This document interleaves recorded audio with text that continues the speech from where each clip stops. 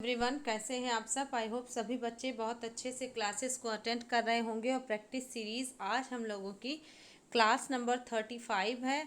और आज भी हम लोग 25 मोस्ट इम्पॉर्टेंट क्वेश्चंस को करने का प्रयास करेंगे। और बच्चों अंत तक बने रहिएगा।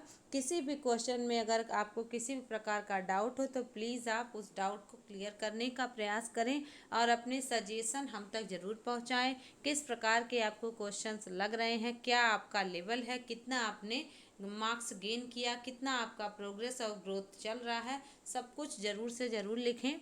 ठीक है, चलिएगा स्टार्ट करते हैं। हम लोगों का आज पहला क्वेश्चन है चैंटिंग ऑफ मैजिक स्पेल्स। तो क्या कहते हैं इसको, चैंटिंग ऑफ मैजिक स्पेल्स, बताइएगा। पहला है नरेशन, दूसरा ऑप्शन है रिसाइटेशन, तीसरा है इनकैंटेशन और चौथा है अटरेंस। बताएंगे। यहाँ पर मंत्र जाप की बात हो रही है। ठीक है, जाप करना किसी चीज़ को, तो इसको क्या कहते हैं, चैंटिंग ऑफ मैजिक स्पेल्स। बताएंगे। नरेशन मतलब फ्रेंड्स व्याख्या करना होता है। रिसाइटेशन मतलब होता है किसी चीज़ का गान करना, जैसे स्तुति वगैरह होता है। और इनकैंटेशन मतलब मंत्र जाप करना। ठीक ना, किसी चीज़ को जाप करो कि है, तो होता है ना कि 108 माला जो है जप लिया या इतनी बार कर लिया तो एक सिद्धि प्राप्त हो जाएगी। इस तरीके के सेंस में हम सभी लोग क्या करते हैं, इसको हम सभी ऑप्शन सी इनकैंटेशन कहते हैं। अटरेंस मतलब किसी चीज़ को मात्र कहना हो जाएगा।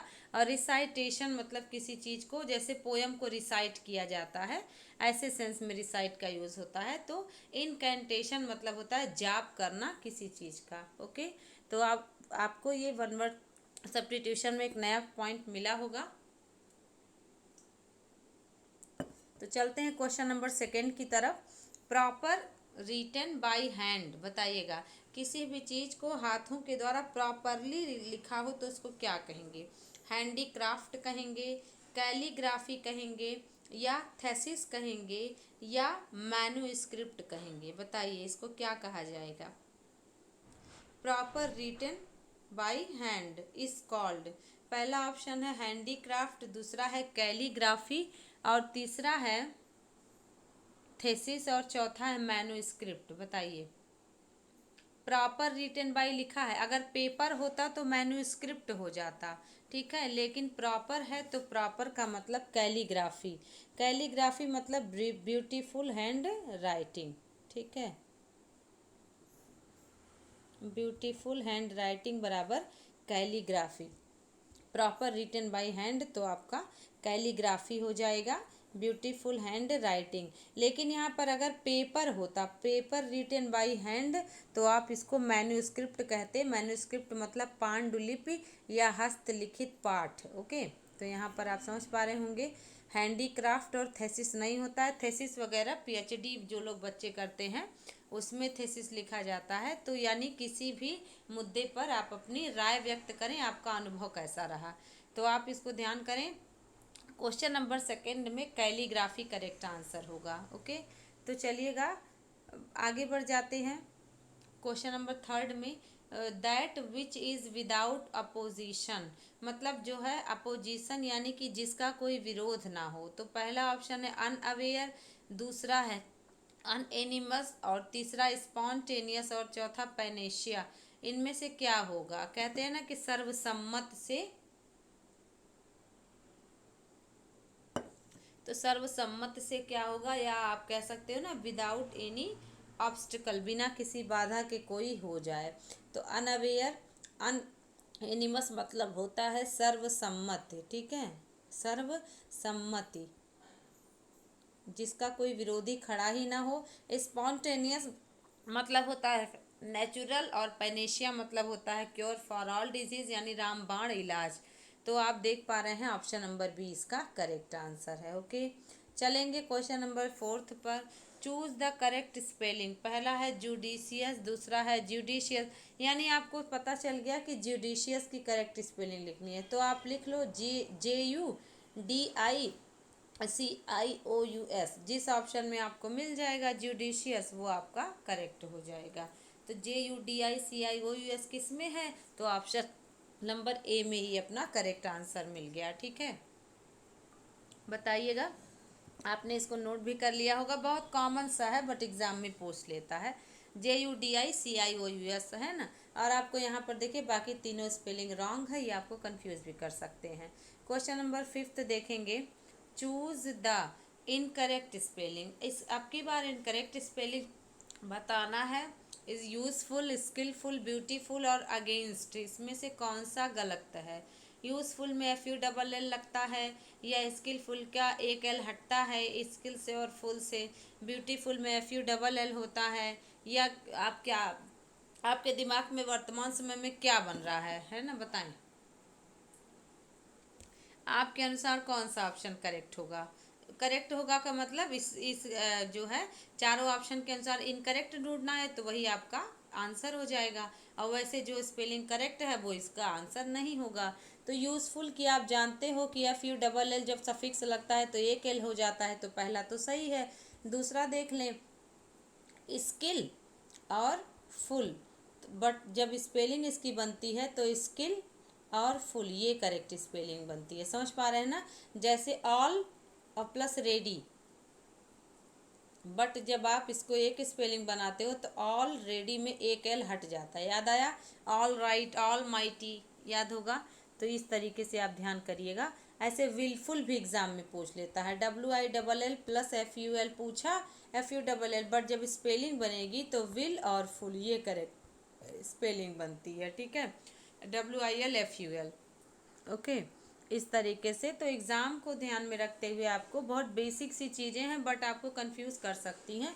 तो यूज़फुल करेक्ट है, स्किलफुल इनकरेक्ट था, बट यही आंसर होगा क्योंकि अपने क्वेश्चन में इनकरेक्ट पूछा है ना। अब ब्यूटीफुल भी करेक्ट है, अगेंस्ट भी करेक्ट है, ये इनकरेक्ट नहीं है, तो यही इसका आंसर है स्किलफुल, ठीक ना। DLL हो तो एक एल हट जाएगा, बस यही ध्यान रखिए, ओके।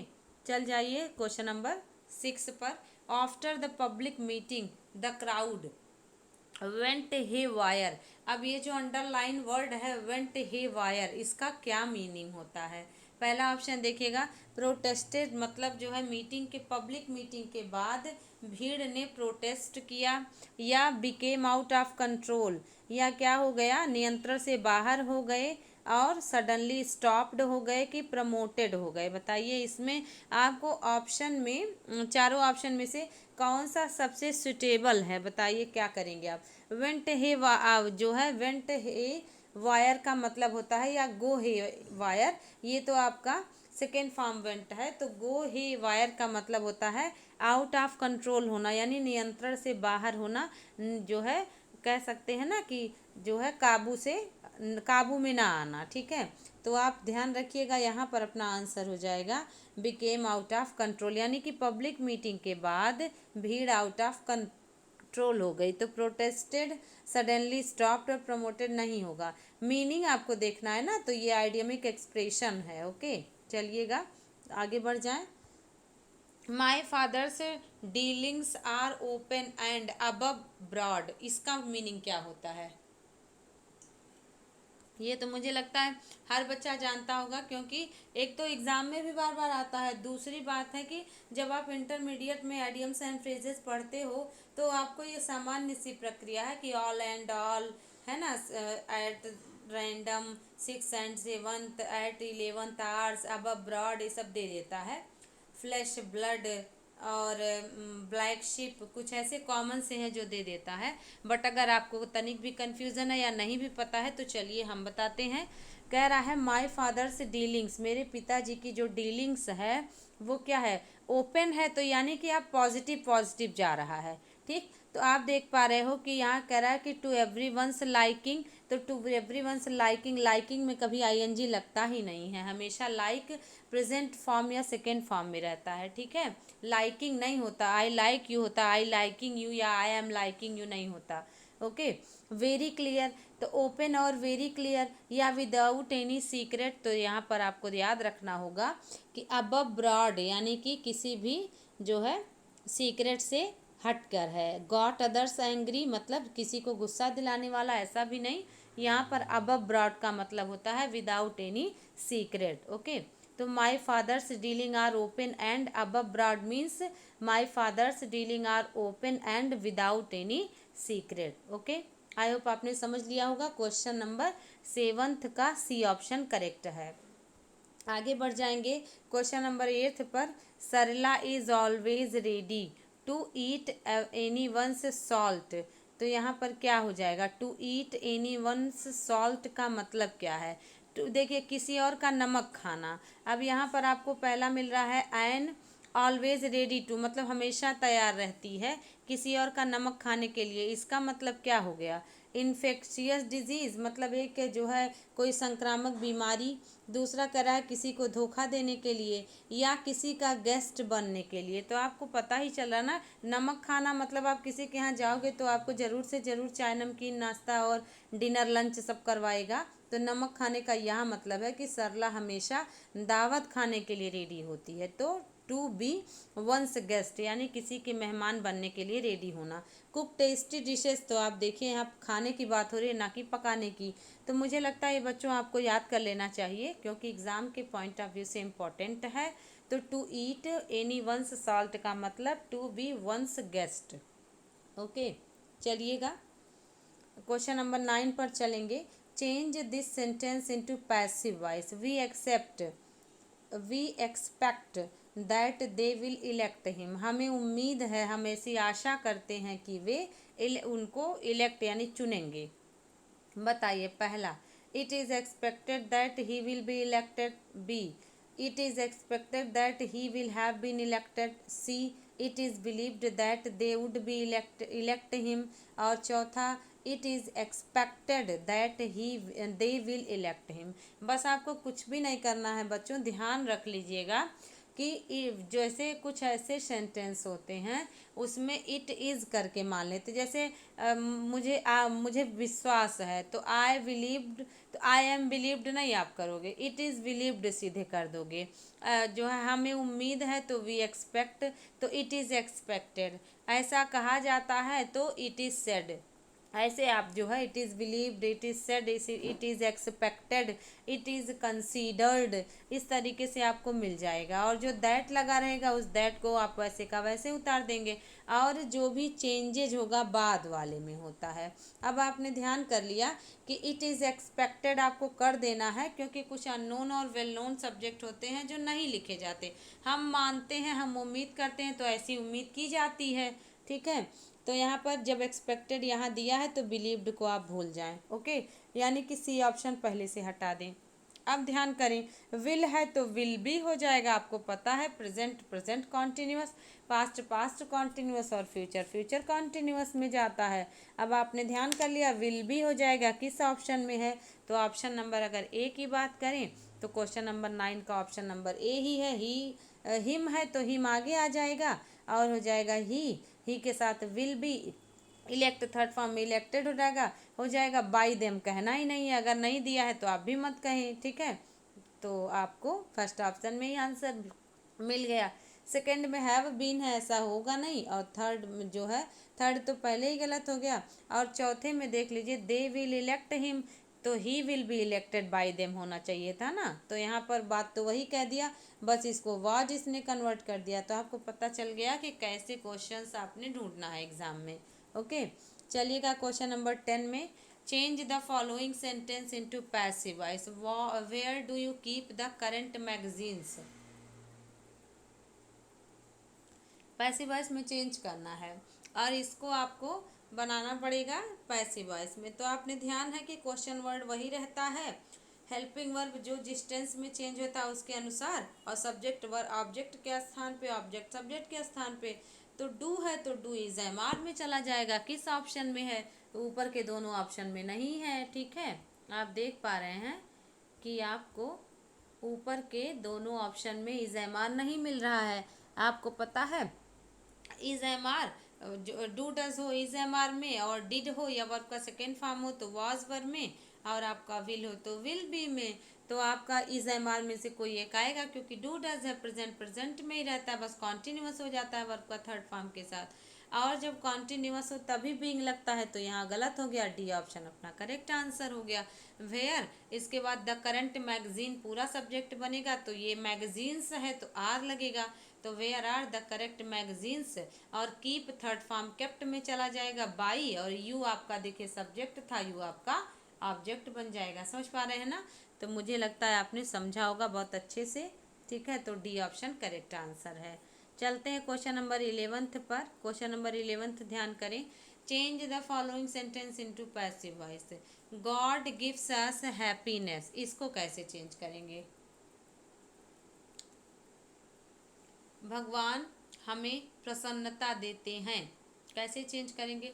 प्रसन्नता दिया जाता है भगवान के द्वारा, ठीक है, बाई गॉड लिखा ही हुआ है, तो हैप्पीनेस सब्जेक्ट हो गया। अब जो कि गिफ्ट्स अस तो प्रेजेंट की बात कर रहा है, तो प्रेजेंट कॉन्टिन्यूअस को पकड़ लें। अगर आपको नहीं भी आ रहा हो, बस आपको इतना याद हो कि कॉन्टिन्यूअस होता है, तो डी ऑप्शन को और बी ऑप्शन को आप हटा दें। अब या तो ए होगा या तो सी होगा। अब आपको इतना याद है कि बींग लगता नहीं है, जब इज एम आर हो तभी बींग लगता है, तो ऑप्शन नंबर सी आप आंसर कर सकते हैं। ठीक है, बात समझ पा रहे हैं ना? Happiness is given by God, सीधे आपको कर देना है हैप्पीनेस को आगे, और बाई गॉड को बाई से कनेक्ट कर देना है। और अस जो है, जैसे आपने ऐसे ध्यान कर लीजिए कि जैसे इसमें आपका इनडायरेक्ट ऑब्जेक्ट और डायरेक्ट ऑब्जेक्ट दो ऑब्जेक्ट हैं। अगर कह दो किसको तो हो जाएगा अस, और क्या तो हैप्पीनेस। अगर जो है यहाँ पर अस को आप सामने आगे लाते तो यहाँ पर वी हो जाता, तो हो जाता वी आर, इसके बाद हो जाएगा गिवन। हमें दिया जाता है क्या? हैप्पीनेस बाय गॉड, ऐसे लिख दो। और अगर आप हैप्पीनेस को आगे ले जाते तो टू अस अगर लिख देते तो हो जाता, यानी कि हैप्पीनेस और लिखते is given to us by God. But आपको जैसे ऑप्शन आपको मिला है एग्जाम में, सीधे आपको उसी को पकड़ के आंसर ढूंढ लेना है। ठीक है, आपको ये नहीं सोचना नहीं नहीं ये गलत है, जिस प्रकार से दिया जाएगा। अब मैं भी आ गई, आप भी आ गए, हमारे आसपास के चार छह मित्र भी आ गए, तो अस मतलब वी मने हम, और अस इसका ऑब्जेक्टिव केस है। तो ये लिखे चाहे ना लिखे, वेल नोन सब्जेक्ट है और ऑब्जेक्ट है। बात समझ पा रहे हैं ना? तो चलिएगा आगे बढ़ जाएंगे क्वेश्चन नंबर 12 पर। Change the following sentence into indirect speech. पहला ऑप्शन है आई, सेंटेंस है I said to him why are you working so hard. तो क्या करेंगे आप? आई टोल्ड हिम, या आई आस्क्ड हिम, या आई सेड टू हिम। तो आपको ध्यान है कि ये इंट्रोगेटिव सेंटेंस है, ये आस्क्ड में रहेगा। अब जब आस्क्ड या इंक्वायर्ड ऑफ रहता है तो ए ऑप्शन को पहले टाटा बाय बाय हो गया। ठीक है, अब बचा बी सी डी। अब आपने फिर आगे बढ़ जाएं, इसके बाद क्वेश्चन वर्ड आपका यही कंजक्शन बन जाता है, उसके बाद तुरंत सब्जेक्ट आता है। तो आपने ध्यान है कि यू आपका सेकेंड पर्सन है, ऑब्जेक्ट के अनुसार चेंज हो जाए ही बन जाएगा। अब ही किस किस में है, और इस वाई के बाद तुरंत हेल्पिंग वर्ब आएगा, हेल्पिंग वर्ब नहीं आएगा सब्जेक्ट आएगा, तो डी में देखिए हेल्पिंग वर्ब आए, इसको भी भूल जाएं। अब इसका करेक्ट बन जाएगा आई आस्क्ड हिम, इसके बाद हो जाएगा वाई। अब यू आपका ही बन जाएगा, तो वाई ही, आर है तो is am are was were में चेंज हो जाता है, तो अब हो जाएगा why he was working so hard. तो किस ऑप्शन में है आपका? ऑप्शन नंबर बी इसका करेक्ट आंसर है। बात समझ पा रहे हैं ना? ही वॉज वर्किंग, पहले में देखिए टोल्ड कर दिया इसलिए गलत हो गया, और तीसरे में हैड कर दिया। हैड को जैसे आपने ध्यान करें कि इज एम आर हो तो वाज वर में चला जाता है। नरेशन और वॉइस के टेंसेस में बच्चे बहुत कंफ्यूज होते हैं। नरेशन वाला टेंस का चार्ट वॉइस में, वॉइस वाला नरेशन में। तो ये जो थोड़ा डिफ्रेंशिएट आप कर पाएंगे वो प्रैक्टिस से ही आएगा। कई बार या तो मतलब एक कॉपी पे लिख के लर्न कर लें, it depends upon you what you will do. Okay, तो चलिएगा आगे बढ़ जाते हैं। क्वेश्चन नंबर बी अपना करेक्ट आंसर है क्वेश्चन नंबर 12 का। क्वेश्चन नंबर 13 देख लें। A number of refugee have been turned back at the border. बताइए क्या करेक्ट होगा? A number of refugee, A part have been turned back, इसके बाद at the border, C slash no error D. देखिएगा, बस आपको ध्यान करना है, आ नंबर ऑफ रिफ्यूजी आया है तो आपको कुछ नहीं, बस एक चीज़ ध्यान रखें। द, देखिए अगर आ नंबर ऑफ हो कहीं पर, ये सीधे सीधे रूल लिख लें और आप ध्यान कर लें, और द नंबर ऑफ हो, नंबर ऑफ हो, तो दोनों के साथ जो नाउन होगा वो हमेशा प्लूरल आएगा। नाउन हमेशा प्लूरल, लेकिन द नंबर ऑफ के बाद हेल्पिंग वर्ब भी प्लूरल हो जाएगा, हेल्पिंग वर्ब भी, बट द नंबर ऑफ के बाद सिंगुलर हो जाएगा, कोई दिक्कत, सिंगुलर हेल्पिंग वर्ब हो जाएगा। A number of refugees have been, ये आपका करेक्ट है। और the number of refugees has been, the number of होता तो हैज़ बीन कर देते। अब आपको लग रहा होगा कि क्यों ना हम हैज़ हैव को हटा दें, लेकिन आप ध्यान करिए ए पार्ट में रिफ्यूजीज तो दोनों परिस्थितियों में रहेगा ना, चाहे आपका ए नंबर ऑफ रहे चाहे द नंबर ऑफ रहे, तो आ नंबर ऑफ और द नंबर ऑफ के बाद सिंगुलर जो है नाउन आएगा, प्लूरल नाउन आएगा, बट द नंबर ऑफ के बाद सिंगुलर हेल्पिंग वर्ब और आ नंबर ऑफ के बाद प्लूरल हेल्पिंग वर्ब, तो रिफ्यूजीज आप कर दें तो आपका सही हो जाएगा। बहुत से बच्चे आ को देख करके हैज़ कर रहे होंगे, बट आपको ध्यान रखना पड़ेगा, ठीक है। अब जैसे number of, the number of और अ ग्रेट मेनी ऑफ कुछ ऐसा करे तो आ लगने, आखिर आ क्यों लगा, आप ऐसे सोचें तो आ लगने की वजह से कुछ तो चालाकी की गई होगी। तो आ नंबर ऑफ मतलब भारी संख्या में, तो भारी संख्या में रिफ्यूजीज मने शरणार्थी have been turned back at the border. Okay, तो आपका ए पार्ट में एरर है। क्वेश्चन नंबर 14, आगे ही आपको डैश मिला है, can be no excuses this time students, इसको तो मुझे लगता है बहुत से बच्चे कंफ्यूज हो जाएंगे, बताइए क्या होगा। दे आर कैन बी, ए जो आर ही लिखा है ना, ये जो है कॉन्ट्रैक्शन है, जैसे दे है ना, दे और ऐसे अपोस्ट्रोफी कामा लगा के आर कर दे तो दे आर या देवर, ठीक है, इस तरीके से होता है। तो क्या पहला ऑप्शन करेक्ट होगा, दे आर या देवर, या खाली they can be no excuse this time students, या there T H E I R या there T H E R E, कौन सा करेक्ट होगा बताइए। इस क्वेश्चन में मुझे लगता है कि आपको बहुत ज़्यादा ध्यान देने की आवश्यकता है, क्योंकि डिटरमिनर के जो क्वेश्चन होते हैं ना, ये बहुत ही बच्चों को कंफ्यूज करते हैं।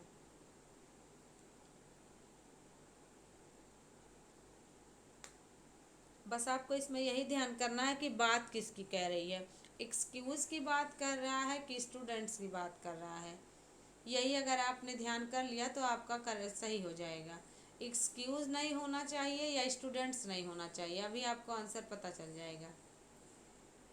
कह रहा है there can be no excuses this time students, मतलब कोई एक्सक्यूजेज इस समय स्टूडेंट्स नहीं होनी चाहिए, तो यहाँ पर डी ऑप्शन करेक्ट है।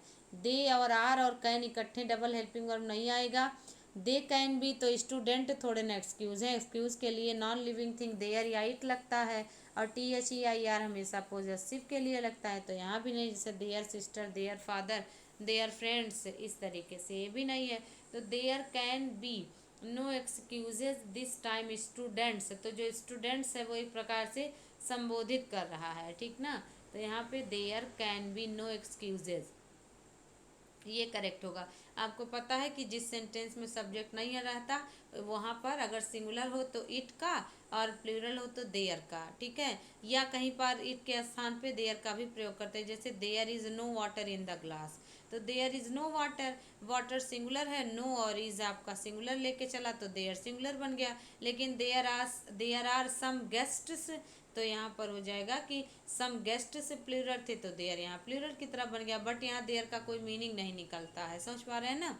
और आपका अगर देयर की शाब्दिक मीनिंग हो तो एडवर्ब की तरह, तो इसका मीनिंग होता है वहाँ, एडवर्ब ऑफ प्लेस है, समझ पा रहे हैं ना। चलिए आगे बढ़ जाए। 15 नंबर क्वेश्चन देख लीजिए, दिस इज एंटायरली, अब कह रहा है यू एंड मी, अब यू एंड मी के पहले क्या लगेगा, from you and me, among you and me, between you and me, या फॉर यू एंड मी, बताइएगा कौन सा हो जाएगा। This is entirely between you and me, from you and me, कल आपको बताया गया था ना कि किस प्रकार से बिटवीन और फ्रॉम को आप अलग अलग करेंगे, यदि ध्यान होगा तो आपका करेक्ट हो जाएगा, बताइए।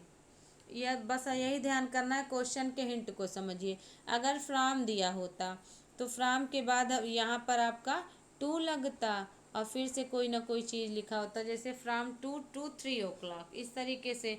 बट ऑप्शन में ही जो है क्वेश्चन में बिटवीन के साथ एंड दिया है, बिटवीन के साथ ही एंड लगता है, बोथ के साथ एंड लगता है, तो आपको बिटवीन करेक्ट करना होगा। फॉर है तो एंड नहीं आना चाहिए था, और अमंग के साथ दो से अधिक की बात हो तो अमंग का यूज होता है। Distribute these mangoes among the students, अगर यहाँ पर नाम हो जाता दो का तो बिटवीन हो जाता, और बहुत सारे हैं तो अमंग। सी ऑप्शन करेक्ट है। क्वेश्चन नंबर 16 देखिएगा। I asked him for some paper but he, अब यहाँ पर भी आप कंफ्यूज हो सकते हैं। He had not, he has not, he had none या ही हैज़ नन। बहुत सारे बच्चे ही हैड नॉट को ही करेक्ट कर देंगे कि मैंने उससे कुछ पेपर के लिए पूछा, बस उसने नहीं बताया या नहीं दिया। लेकिन आपको ध्यान करना होगा, यहाँ पर आस्क्ड फॉर एक फ्रेजल वर्ब है। आस्क फॉर, इसका मीन्स होता है मांगना, ठीक है। आस्क फॉर मतलब मांगना होता है। तो I asked for him some paper, मैंने उससे कुछ पेपर मांगा लेकिन उसके पास नहीं था। अब यहाँ पे जो नो या नन होता है यही तो किसी जो है नाउन की तरह यूज होता है, प्रोनाउन की तरह। जब इसके आगे पीछे कोई नाउन ना हो तो ये प्रोनाउन हो जाएगा, ठीक है। और जो है अगर इसके आगे पीछे कोई नाउन हो तो एडजेक्टिव हो जाएगा। जैसे कह सकते हो none girl in this class, तो गर्ल आपका नाउन है, नन इंडिफिनिट एडजेक्टिव हो गया। लेकिन अगर कह दिया जाए नन, तो नन मतलब कोई नहीं। तो यहाँ पर जैसे नन ऑफ द स्टूडेंट्स, तो नन यहाँ प्रोनाउन हो गया।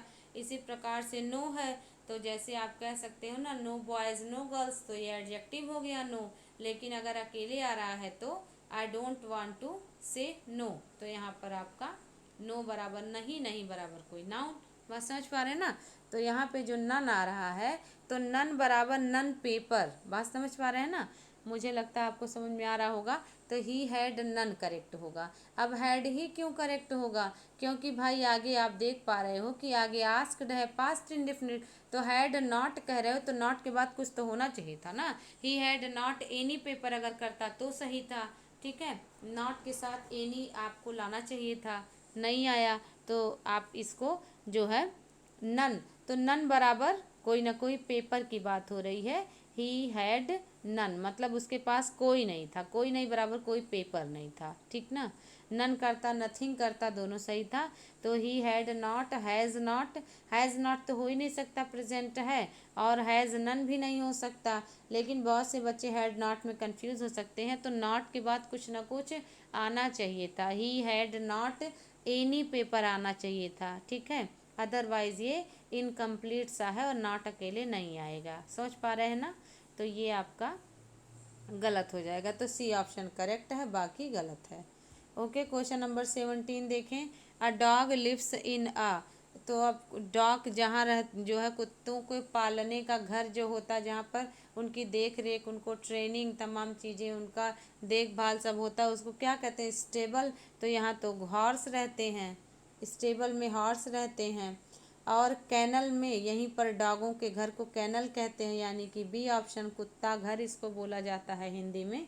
जहाँ से आप परचेज कर सकते हो या जहाँ से आपका कुत्ता कोई बदमाशी करे, ठीक से न रहता हो आपके हिसाब से, तो आप समय समय पर जाकर उसकी ट्रेनिंग करवा सकते हो या वहाँ से परचेज करके भी ला सकते हैं। और हाउस तो कोई भी सामान्य घर होता है जहाँ पर इंसान, जानवर, कुत्ते सब रहते हैं, ठीक है। तो यहाँ पर आपको हाउस में तो है ना, कोई व्यक्ति पेट एनिमल हो तो डॉग घरों में रहता है, गाय भी घरों में रहती है और हॉर्स भी घरों में रहते हैं। लेकिन ये प्रोफेशन के सेंस में क्वेश्चन बन रहा है कि प्रोफेशनल, तो हॉर्स को स्टेबल में, और होल में तो चूहे वगैरह, रैबिट वगैरह, स्क्वायरल वगैरह रहते हैं होल में, तो ये नहीं होगा और हॉर्स भी नहीं होगा, समझ पा रहे हैं ना। जैसे पोल्ट्री है, मुर्गी पालन घर, तो वहाँ पर मुर्गियाँ रहती हैं, मुर्गी पालन पोल्ट्री होता है। इस तरीके से आपको ध्यान करना होगा। अवियरी हो तो मधुमक्खी, अपियरी हो तो बर्ड्स, एक्वेरियम हो तो मछलियाँ पाली जाती हैं। तो ऐसे कुछ होते हैं जो बने होते हैं। ओके, तो क्वेश्चन नंबर 17 का बी आंसर। क्वेश्चन नंबर 18 देखें। द बॉय वॉज, अब कह रहे of chanting in the examination, of cheating in the examination, बताइए। Charge of, accused of, punished of और कंडेम्ड ऑफ, बताइए। चार्ज ऑफ मतलब होता है ना कि उस पर चार्ज लगाना, मतलब जुर्माना लगाना।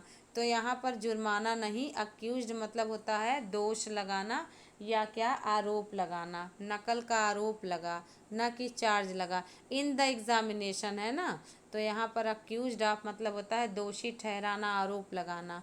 और पनिश्ड ऑफ तो होगा ही नहीं और कंडेम्ड ऑफ भी नहीं होगा।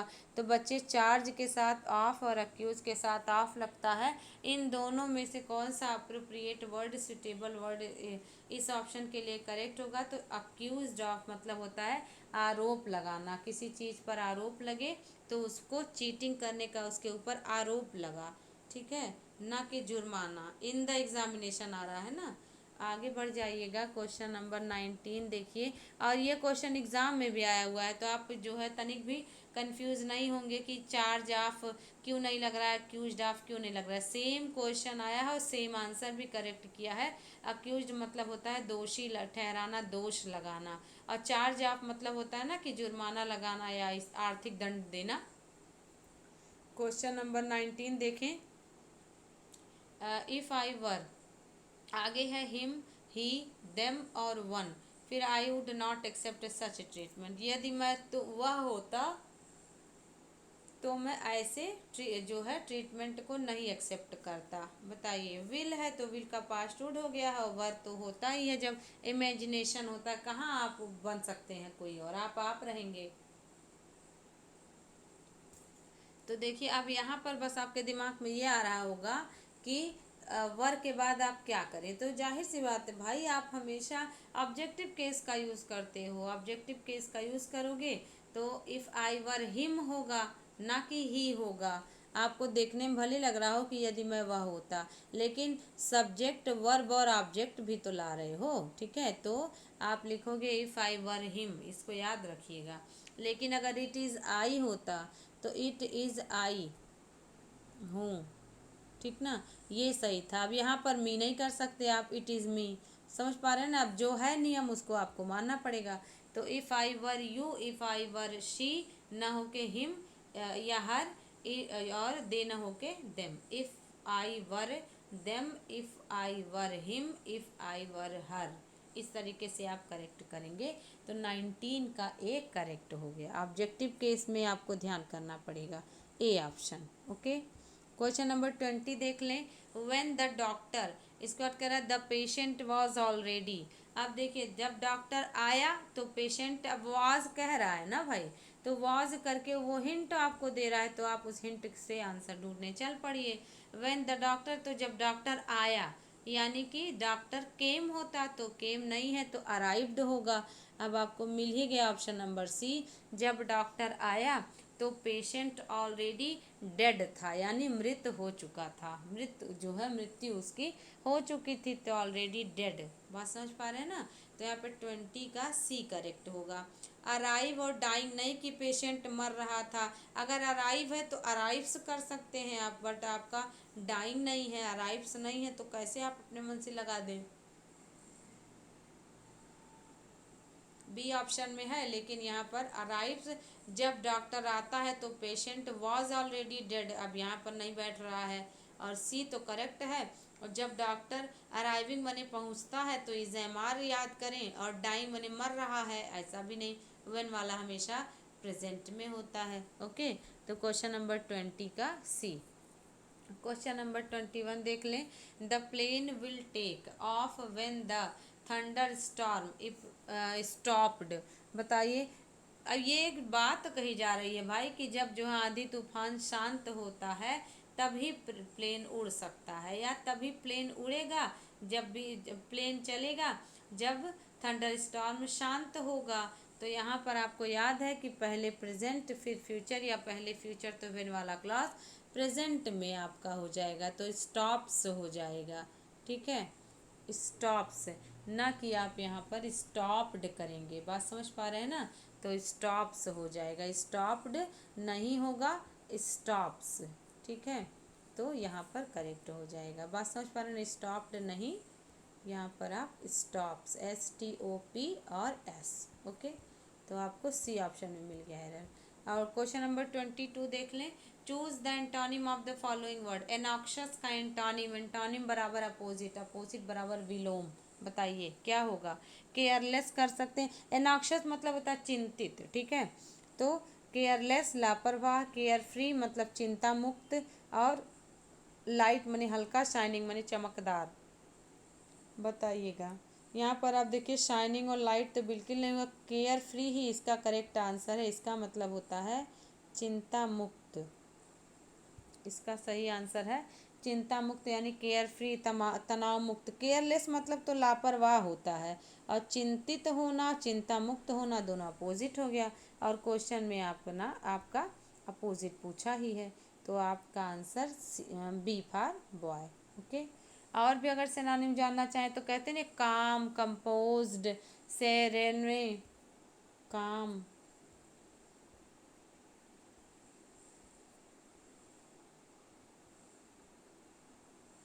Composed, cool headed. Cool headed मतलब भी होता है चिंता मुक्त होना। प्लासिड भी होता है एक शब्द, प्लासिड, इसका मतलब भी चिंता मुक्त होना। और सेडेट मतलब भी, SEDAT, सेडेट मतलब भी चिंता मुक्त होना, तनाव मुक्त होना। ठीक है। और एक शब्द और है सेरेने, तो SERENE, सेरेने मतलब होता है चिंता मुक्त होना। ठीक है। तो चलिए क्वेश्चन नंबर 23 देख लें। Choose the correct antonym of the following word. Notorious, notorious means क्या होता है? नटोरियस मतलब होता है D famous person, D famous person यानी बदनाम इंसान। तो डी फेमस का उल्टा फेमस हो जाएगा, तो कहीं मिल रहा हो तो ऑप्शन नंबर बी करेक्ट है। पॉपुलर माने लोकप्रिय, इमिनेंट मतलब इमिनेंट फेमस सिनोनिम है। ठीक है। और विजडम आपका एंटोनिम पूछा है, ठीक ना, तो विजडम भी इसका करेक्ट आंसर नहीं होगा। विजडम मतलब तो ये एकदम गलत है। ठीक है। इमिनेंट मतलब भी होता है फेमस। ठीक है। लेकिन ऐसा फेमस, अब नटोरियस का एग्जैक्ट बदनाम तो प्रसिद्ध। ठीक है। और इमिनेंट मतलब तो नामी होता है, बट यहाँ पर नटोरियस का ठीक उल्टा तो आपका फेमस हो जाएगा। समझ पा रहे हैं ना? तो आप इसको ध्यान करिएगा। तो फेमस माने प्रसिद्ध, और नटोरियस मतलब आप क्या करेंगे, एंटोनिम पूछा है, करेक्ट एंटोनिम तो आप इसको मिल जा रहा है। ओके। आगे बढ़ जाइएगा। Question number 24, N inscription on a tomb. तो टॉम्ब पर जो लिखा होता है उसको क्या कहते हैं? इपीलॉग मतलब होता है उपसंहार या कॉन्क्लूजन। ठीक है। उपसंहार या कॉन्क्लूजन। एलिजी मतलब होता है शोक गीत, और इपीटाफ मतलब होता है समाधि लेख। यही अपना आंसर हो जाएगा, समाधि लेख। ठीक है। इस तरीके से आपको मिल जाएगा समाधि लेख, इपीटाफ। अब प्रोलॉग मतलब इंट्रोडक्शन होता है, तो ये भी नहीं होगा। ओके। चलिएगा। क्वेश्चन नंबर 25 देखिए। लॉस ऑफ मेमोरी क्या कहलाता है? फॉरगेटिंग कहलाएगा, इंसोम्निया कहलाएगा, एमनेसिया कहलाएगा, या रिफरेंस कहलाएगा? बताइए क्या करेंगे करेक्ट। तो देखिएगा, फॉरगेटिंग, तो फॉरगेटिंग मतलब होता है भूलना। तो लॉस ऑफ मेमोरी यानी स्मृति लोप यहाँ पे कह रहा है कि आप किसी भी व्यक्ति को सब कुछ जो है भूल जाए, तो स्मृति लोप होना क्या हो जाएगा? इंसोम्निया मतलब होता है नींद ना आना, इसको ध्यान कर लीजिएगा, नींद ना आना, इंसोम्निया। और अमनेसिया यही होता है स्मृति लोप, है ना। अमनेसिया स्पेलिंग भी एग्जाम में पूछता है, ठीक ना। स्मृति लोप हो जाना, तो यही इसका करेक्ट आंसर है। विस्मरण, आप इस तरीके से मैंने सब कुछ भूल जाए, ठीक ना, तो ये आपका हो जाएगा। और रेफरेंस तो आप जानते ही हैं। ठीक है। तो चलिएगा, 25 क्वेश्चंस जो आपको दिए गए बहुत ही इम्पोर्टेंट क्वेश्चंस थे। आप लोग ज़रूर से ज़रूर अपने सुझाव भेजें। क्लासेज कैसी लगी ज़रूर से ज़रूर लिखें। एक लाइक, एक कमेंट मेरे हौसले को और बढ़ाता है, और तथा मुझे पता चल पाता है कि मेरे विद्यार्थियों को कितना जो है कुछ नया सीखने को मिला, कैसा क्लास लग रहा है। तो ज़रूर से ज़रूर बच्चों लाइक तो कर ही दिया करें, और एक ज़रूर कमेंट आप दे दें। अगर क्लास नहीं पसंद आती तो आप सीधे लिख देना मैम अच्छा नहीं लगता है, तो हम अच्छा बनाने का और प्रयास करेंगे। और यदि अच्छा लगता है तो आप यह भी लिखें अच्छा लगता है। यदि मेरे समझाने की स्टाइल या कोई भी मतलब बातचीत करने का तरीका आपको नहीं पसंद आता है तो आप ये भी लिख सकते हैं, हम उसको भी सुधार करेंगे। किसी भी प्रकार से आपको समझ में आना चाहिए। मेरा ध्येय है कि मेरे बच्चे बहुत से मेहनत करें और बहुत ही आगे जाएं। इन्हीं शब्दों के साथ हम आज का क्लास नंबर 35 समाप्त करते हैं। थैंक्स अ लॉट, आपने बहुत धैर्य से सुना। मिलते हैं नेक्स्ट क्लास में। Thank you.